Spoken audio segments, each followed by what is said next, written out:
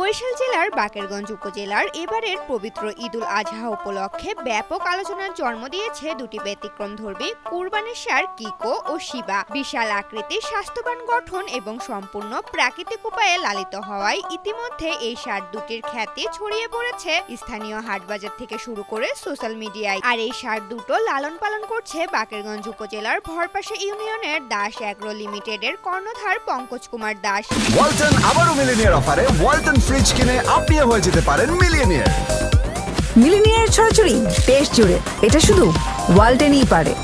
তার এই ষাঁড় দুটো দেখতে এখন অনেক ক্রেতারা আসছেন তার বাড়িতে। করোনাকালীন সময় পঙ্কজ কুমার দাস যখন অলস সময় কাটাচ্ছিলেন, তখন সিদ্ধান্ত নেন তিনি উদ্যোক্তা হবেন। নেমে পড়লেন নিজের সিদ্ধান্ত বাস্তবায়নে। কঠোর পরিশ্রম করে দুটি গরু দিয়ে নিজ গ্রামে গড়ে তোলেন গরুর খামার, যে খামারের নাম দেন দাস ইভা অ্যাগ্রো লিমিটেড। এই খামারে এখন 10 জন মানুষের কর্মসংস্থানের সৃষ্টি হয়েছে। তার খামারে বিদেশি জাতের ছোট বড় 32টি গরু রয়েছে। এই খামারে এখন প্রতিদিন 2 মনেরও বেশি দুধ উৎপাদন হয়, যে খামার ঘুরিয়ে দিয়েছে তার ভাগ্যের চাকা। তার খামারে এখন কোটি টাকার গরুও রয়েছে। কোভিড-19 একটা পিরিয়ড আমরা যখন অতিক্রম করছিলাম, তখন আমাদের বাড়িতে অলসভাবে থাকতে মনে হলো যে আমরা তো আসলে কিছু করতে পারি এই সময়। তখন মূলত শখের বসে আমি 3টা গরু নিয়ে আমার এই ফার্ম শুরু করি। তো আপনাদের আল্লাহর রহমত বা ঈশ্বরের কৃপা, আজকে আমার 32টার উপরে গরু আছে।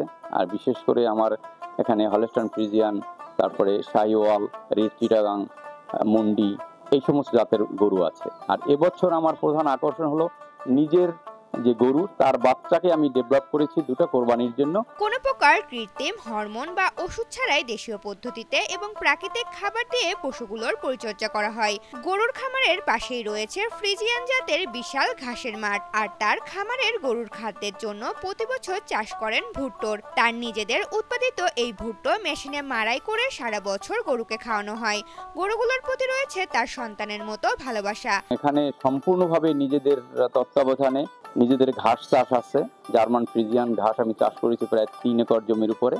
আবার আমার ভুট্টা ছিল, ভুট্টা থাকে, প্রতি বছরই নিজে ভুট্টা উৎপাদন করি। সেই ভুট্টাই মাড়াই করে ওদেরকে খাওয়াই। বাজার থেকে যে ফিড কিনে খাওয়ানো, সেটা আমরা মূলত এখানে ব্যবহার করি না। তাতে আমাদের দুধ এবং গরুর স্বাস্থ্য দুদিকই ভালো থাকে। আমরা ঘাস চাষ করি, আমরা ভুট্টা চাষ করি। গরুর আইনা মিশিং আছে, এইটা কাটাই করে তারপরে গরুরে খাওয়াই। লাল রঙের শিবা শাহিওয়াল জাতের ষাঁড় ও কালো রঙের কিকো ষাঁড় গরুটি হলস্টাইন ফ্রিজিয়ান জাতের। আর ষাঁড় দুটির এক একটির ওজন এখন 14 থেকে 15 মন। এই বছর ন্যায্য দাম পেলে গরু দুটি বিক্রি করতে চান খামারের মালিক পঙ্কজ কুমার দাস। যে 2টা গরু এবছর কোরবানির জন্য আমরা তৈরি করেছি, একটির নাম হলো কিকো আর একটির নাম হলো শিবা।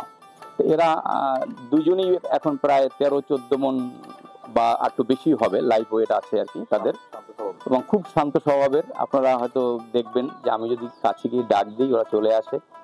বিক্রয়ের সময় আমরা চাচ্ছি যে এক একটা 8-9 লাখ টাকা হবে আশা করি আর কি। ইতিমধ্যে আমাদের অনেকগুলো গরু বিক্রি হয়ে গেছে। এখন 2টা গরু আমরা স্পেশালি কোরবানির হাটেই বিক্রি করবো, এরকম মানসিকতা নিয়ে রেখেছি।